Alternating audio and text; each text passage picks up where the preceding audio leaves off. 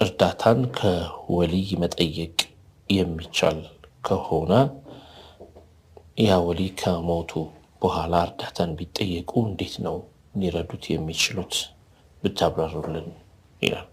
ወልይ ወይም የአላህ ስብሓንሁ ወተዓላ ወዳጅ አላሁ ተዓላ ያቀረበው ከራማት የሰጠው ከተለምዷዊው አኳኋን ወይም እኛ ከለመድ ነው ከምንኖርበት ሁኔታ ከለመድነው ሁኔታ ወጣ ባለመልኩ ተሰሩፍ እንዲያደርጉ አላህ ያስቻላቸው የአላህ ወልዮች እሱ በፈቀደውና በሻው መልኩ ለኛ የተለመደ አኳኋን ባይሆንም ከዚያ ወጣ ባለመልኩ ሊያግዙ ወይም ደግሞ እርዳታ ሊሰጡ አላህ ሊያስችላቸው ይችላል። የአላህ ቁድራ ሷሊሐ ይህንን ማድረግ አላህ ይችላል። ምንም የሚሳነው ነገር የለም። እርዳታ የሚለው ነገር በህይወት እያለ ወይም ደግሞ አጠገቡ እያለ ብቻ ሳይሆን ያ ሰው ወደ ቀጣዩ ዓለም ቢሸጋገርም ተሰሩፍ ማድረግን አላህ ከሰጣቸውና ካስቻላቸው ባሉበት ሆነው አላህ ኢልሃም ሰጥቷቸው እሱን ለምነው ከአላህ ስብሓንሁ ወተዓላ እርዳታ እንድናገኝ ወደ አላህ ተወጁህ ሊያረጉልን ይችላሉ። ያው ሰዎች ከለመዱት ነገር ወጣ ያለ ነገር ሲነገራቸው ትንሽ ለመቀበል ሊከብዳቸው ይችላል። ዓዲ የሆነ ነገር አለ። የሆነ ዘመዱ ጋር ሄዶ ሲቸግረው ገንዘብ አበድረኝ፣ ወይ ባለስልጣን ጋር ሄዶ አረ እንደዚህ እንደው ዙልም አስቸግሮኛልና እባክህ ተባበረኝ፣ ይሄን ሰው እየገልገለኝ፣ ወይ እንዲህ ወይ ጓደኞቹ ጋር ሄዶ የሆነ ስራ ሰራለውና ኑና አግዙኝ ብቻዬን አልችልም። ይሄ ተለምዷዊ ነገር ነው። ግን ወልይ ሆኖ ከዱንያ ወደ አኺራ ከሄደ በኋላ በምን መልኩ ሊረዳን ይችላል ሊያግዘን ይችላል የሚለው ያለመደው ሰው ወይም ደግሞ ሞክሮ ጀርቦ ያላየው ሰው ሊከብደው ይችላል። መክበዱ አላህ አይችልም ከማለት አንፃር ላይሆን ይችላል። ነገር ግን እንዴት ይሆናል ይሄ ነገር ሙስተሒል ነው ብሎ ሊያስብ ይችላል። ሩቅ ነው ወይም መሆን የማይችል ነገር ነው ሊል ይችላል።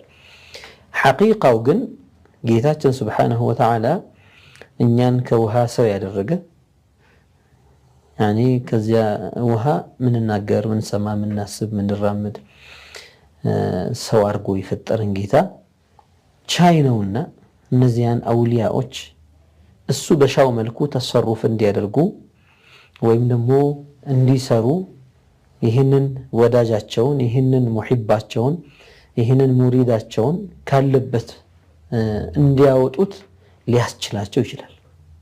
አሁን ጉዳዩ ከአላህ ቁድራ ጋር ስለሆነ ማንም ሰው ይህን ነገር እንደ ሙስተሒል ሊያየው አይገባም። ሚነል ሙምኪናት ነው። ሚነል ሙምኪናት ማለት አእምሯችን አይሆንም ብሎ የሚዘጋው ነገር አይደለም። ማ ዩጂዙሁ ልዓቅል ነው። ኢንሻአ አላህ ከሻ ያን ወልይ ካለበት ቦታ እንዲወጣ አድርጎ ተሰሩፍ አድርጎ ያንን ሙሪዱን ሙሒቡን ወዳጁን ረድቶ ባለበት መልኩ አግዞት ሊመለስ ይችላል። ልክ ዱንያ ላይ ያለ ከራማትን ሰጥቷቸው ሩቅ ያለው ወልይ ሲጠራ በአላህ ፍቃድ እሱ በሰጠው ችሎታ እሱ በሰጠው ከራማ ያኒ ኸጥዋ ይባላል። አህሉል ኸጥዋ ይሆኑ አሉ 3 እርምጃ 4 እርምጃ ተራምደው ከአገር ለአገር የሚገቡ ማለት ነው። ከአንድ ሀገር መቶዎች ኪሎሜትሮችን ወይ በሺ የሚቆጠረውን ኪሎሜትር በ2 በ3 እርምጃ ቁርጥ አድርገውት የሚገቡ በአላህ ፍቃድ ወልዮች አሉ። ይሄ ደግሞ የታየ የተመዘገበ ታሪክ ያሰፈረው ሙሐቀቅ የሆነ እንጂ ዝም ብሎ ግምታዊ ወሬም ደግሞ አይደለምና ያንን ማድረግ ያስቻላቸው ጌታ አላህ ነውና ይህንንም ሊያስችላቸው ይችላል። በዱንያ ላይ ያሉ ወዳጃቸው ሲጠራቸው እናንተ ሙሂብ ነኝ አትተውኝ ብሎ ሲላቸው መርሐባ ብለው የሚደርሱለት ብዙ ወልዮች በተግባር የታየ ነገር አለ። በጣም የተራራቀ አገር ላይ ሆኖ ማለት ነው። በጣም የተራራቀ አገር ላይ ይህንን ሽርክ አንለውም፣ ይህንን ባዕድ አምልኮ አንለውም፣ ይህንን ሰው ማምለክ አንለውም። ምክንያቱም እናንተ መክሉቅ ናችሁ። ግን አላህ ካስቻላቸው ምን ችግር አለ? እኛ የሆነን ኸይር ስንፈልግ ለኸይሩ ሰበብ እንፈልግለታለን እኮ። ልክ ለመጥገብ ምግብ እንደምንፈልገው ጠምቶን ለመርካት ውሃ እንደምንፈልገው አላህ ነው ሁሉን የሚፈጥረው ከሚለው እምነታችን ጋር አስባቦችን እንደምንፈልገው ሁሉ ነስር የሚያመጣው አላህ ነው፣ የሚረዳኝ አላህ ነው፣ ከዚህ ጭንቅ የሚገላግለኝ አላህ ነው።